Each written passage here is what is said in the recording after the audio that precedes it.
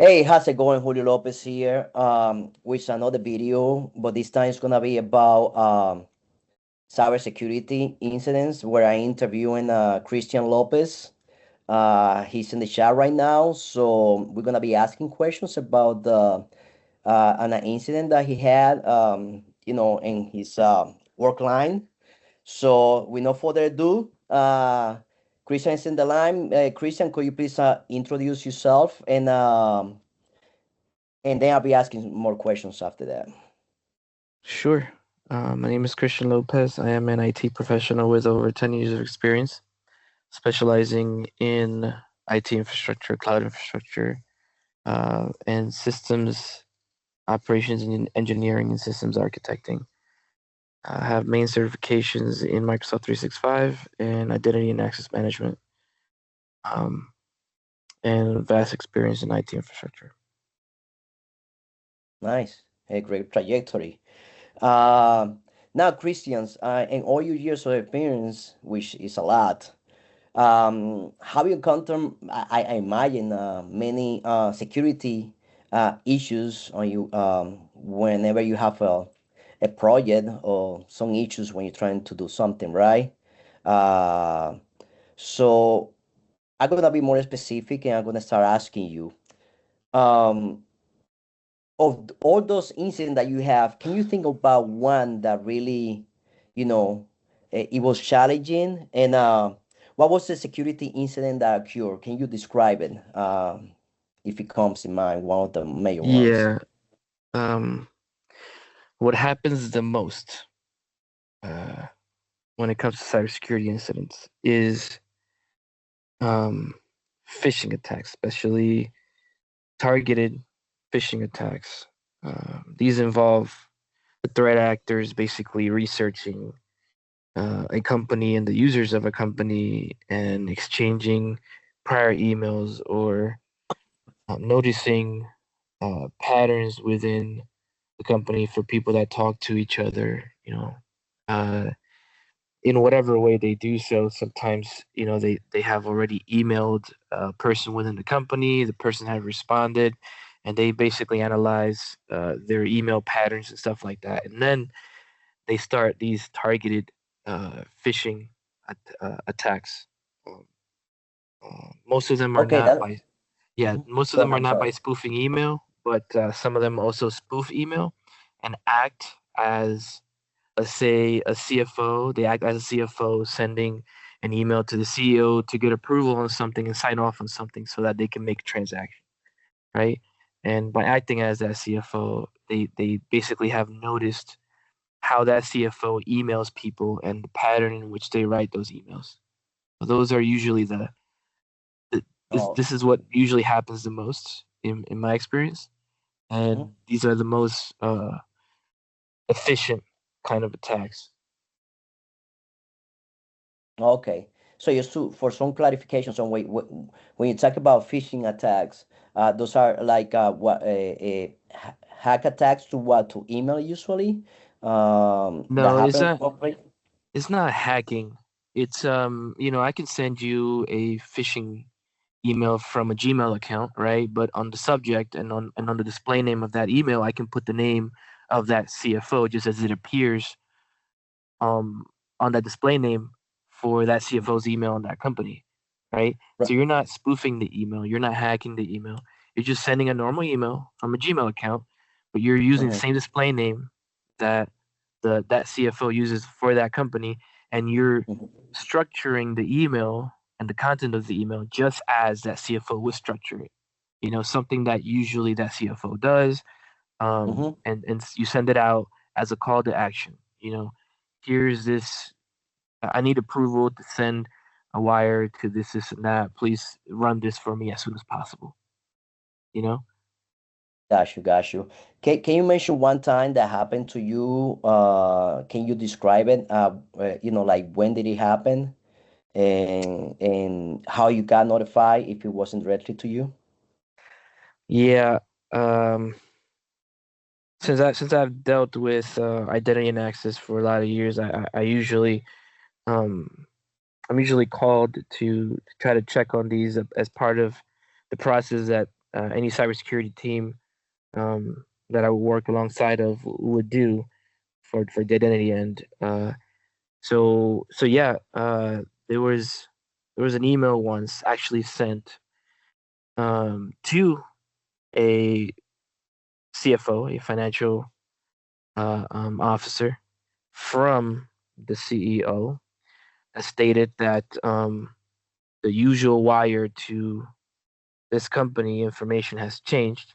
The usual wire information for a certain company that they wire money to has changed, Mm-hmm. and the banking information needs to be changed for the next and for next cycle. Now, at the Mm-hmm. same time, that supposed CEO was telling the CFO, and I need you to run it now because we just missed the last payment. So he was introducing urgency at the same time that he was making a call of action. He wasn't only telling the CFO to change the wire information. He was telling the CFO that, hey, we missed the payment, making it seem like there was a sense of urgency, right? And Right. CFO ran that payment for a little over $15,000. So technically, he was affected. His finance were affected by it, right? Yeah, yeah, obviously. And then after the CFO ran that payment, um, they got, that CFO got an alert from the bank, and then the CFO rechecked the email, and he saw that it didn't come from the actual CEO's email address. It came from a fictitious email address. Oh Um, Lord. I think it was either Yahoo or AT&T, Oh right? Lord. But the signature on the email, the way the email was formatted, and everything made it seem like it was coming from the CEO to that Right. CFO. So the CFO did not catch that. Now, and yeah, and then we were alerted, and then um, we we were looking into um, trying to see if there was anyone that CFO had was talking to in the past, emailing back and forth with, or or the CEO himself, had emailed with somebody outside the company that you know that person outside the company could have gotten the CEO's writing style or signature from. Just at that point you need to start doing a very in-depth investigation. Um, Okay. at the same time, the CFO tried to put a stop payment on that, as obviously, but it was a few days after, and the bank had already gone and processed the payment, so that Mm. money was lost. Oh And Lord. for our investigation, we did find some email addresses the CEO was exchanging towards, mostly not asking the CEO to change the password or anything like that, but it was mainly for like specials in Amazon and or in eBay and stuff like that, um and send your information now, or we're trying to give you the best special, we're trying to give you the discount code. Uh, Mhm. uh, you just need to answer this survey, right? Or Right. or and then there was other ones that were like, I'm from this Amazon support team. We're trying to make sure that we have your information correct for Black Friday, Right. coincidentally, and but we need to talk to you about this, and then the CEO was responding because he thought it was legitimate, but it wasn't. So in these emails, basically, the threat actors got information as to how that CEO responds and writes emails and things like that. Okay, sounds good. And after you went through the investigation, all of that, how can you summarize how do you resolve the issue? Like after you Well, got that that you needed. yeah, it's really hard to resolve a phishing attempt because the threat actors would just use a different email, like to try to do the same thing. But Right. obviously, the first course of action is blocking that email address. Since since Microsoft platform was the one being used for email exchange in Exchange Online, we Mm-hmm. use Purview to um, to create a rule to block that email address from being able to email anybody within the company. You cannot Mm-hmm. block the entire domain because the domain is yahoo.com or att.com. So you need to target the email specifically. Mm-hmm. And we also try to set specific rules for spam or scam emails, and depending on the language or the kind of spoofing that was used to target the CEO and get the CEOs to reply back to those email addresses that gave them the information as to how they could email the CFO. Additionally, we introduced a cybersecurity training or more cybersecurity training.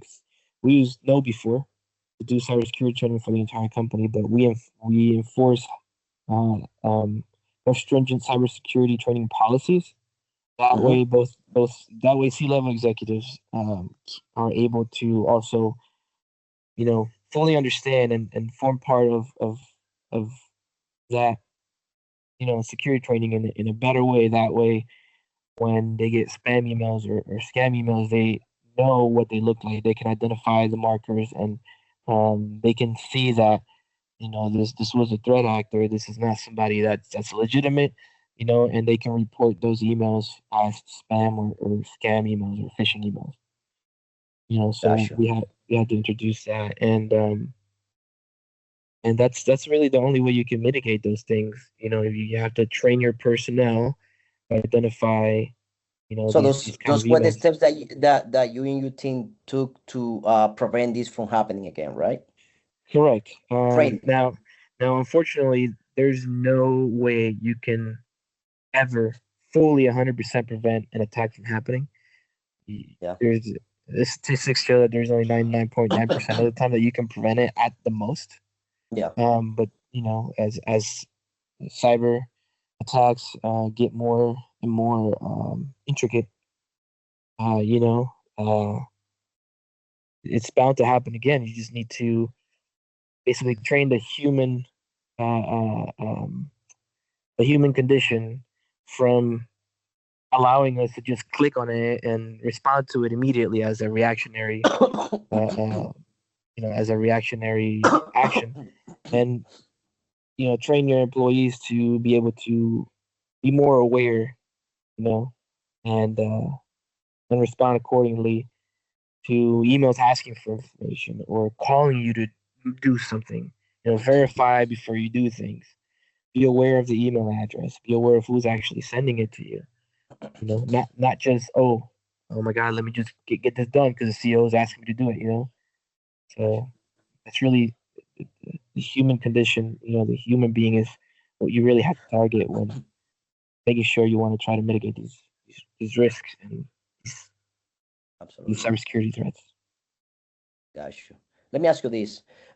Two questions. How long did it take you to get that under control? And we know it's kind of hard to prevent it, but how long, in that specific scenario, how long did it take you to keep it under control and be aware of everything that happened? And two, uh, also, like, do you created any, you talk about training and stuff like that. There was any document like SOPs created for the team or like for regular folks, like supervisors and other Well, people? yeah, there already existed there was already existing SOPs, right? And everybody in the company needed to go to cybersecurity training before they even get access to their Microsoft 365 account. It's just that we created stronger policies. Now it took about 5 days to get it under control, simply because from the date of the actual attack, um, which was to the CFO, it took the CFO about 2 more days to understand that it was an attack, and then it took us 2 additional days for us to investigate and take action. You know, but by the time uh, we were able to investigate and take action, there was no way we could reverse it. We the only choice we had was to create more stringent um, cybersecurity training policies and email um, policies to avoid those scams and spam emails. So, Gotcha. And one last question. What do you learn from that experience? And did it change your perception moving forward? Do you change the way you manage this kind of situation after the fact? Oh yeah. Yes, because we're used to being reactionary, and we're used to configuring the bare minimum when it comes to cybersecurity, especially in enterprises in which users want more freedom and want more access, right? So instead of doing allow first and deny after, it changed my perspective in which when I configure a Microsoft 365 tenant within the administrative center and enter ID and exchange, now is more of a let's deny these certain things and then allow them as they come if if it's a valid exclusion, right? So it's better to have it and not need it than need it and not have it, right? It's better to keep everything safe and Mhm. then open it up as we go than to leave the room for error. Because unfortunately you cannot fix a human condition. So all you can do is at the technical software or hardware level. So it changed the way I approach configuring tenants, Microsoft 365 tenants and Azure and AWS when it comes to security. Right. So, and talking about AWS and Azure, that these environments are really, these both cloud tools that you can use, that they are good, or do you recommend when calling, like, for example, the Google Cloud environment, AWS and Azure, which one you recommend is better for an enterprise, let's say, that is managing millions and billions of dollars? Well, it depends. They all have their use. AWS is better for infrastructure, right? And AWS's IAM offering is really good for infrastructure, right? When it comes to applications talking to each other, servers, and talking to other servers, whether it's internally or internally, and automating integrations between applications and cloud resources, whether it be the integration between the on-prem and cloud or cloud to cloud infrastructure and things like that. But Azure, Microsoft 365 and Azure, they are a lot better in handling user identities and authentication with role-based access control offerings and as an identity provider, Mhm. which Enter ID is a true identity provider that can handle all kinds of objects, users, groups, service principals, applications, um, and uh, and infrastructure integrations for automation and now AI. Uh, it just depends on your use case. The best two that I've seen are AWS and Azure. GCP, which is Google Cloud, the Google Cloud platform, it's okay. It's more of budget friendly solution. It's just not as robust for identity and access management and So security. it's fair to say, for when it goes down to cybersecurity, using this platform on the cloud and tools, it depends on the cases and demands, Yep, right? it depends on the use case, and no one tool fits all needs.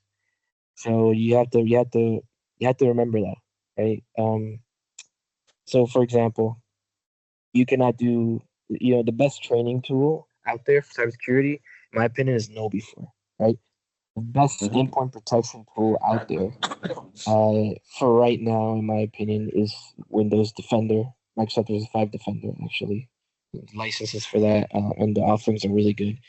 And the best cybersecurity um, incident awareness, you would say, or SIEM, in my opinion, is offered by Tenable, which offers really good SIEM tools that integrate with so many different systems and cloud platforms. So you got to look, you got to think outside the box. You can't just put yourself in a box, right, and be binded by it and have all your eggs in one basket. Because if that is not a good enough solution, something may fall through the cracks, and you might have an issue like the ones I've experienced in the past. And also, if that system goes down for any if that service goes down for any reason, then you have all of your cybersecurity systems in that one service, and that's not good for high availability or redundancy. So you really got to think about that. Just like you got to spread your resources in a use by case basis, sometimes between the AWS or Azure and or GCP. You don't want one single point of failure. Gotcha. Sounds good. I think that's a lot of great information that you have provided. I appreciate it. And I think this is the end of the interview. I think we covered a lot. So I appreciate it. Sometimes in the future we should be doing more digging into cybersecurity interviews because there's a lot. I mean, we stay here probably. If we continue, we do by hours because there's so much to know and that Yep. taking place in the cybersecurity environment and IoT environments too. So, but those are great insights. I appreciate your time, Chris. Is there something more you want to add? No, no, that pretty much covers it all. We could have dove deeper into hybrid environments, but since Hmm. modern security protocols now exist on the cloud, you know, that is that is what we should focus on when doing this interview right now. So I think we're good. Gotcha. All right, Chris. Thank you for your time and have a good one. You as well.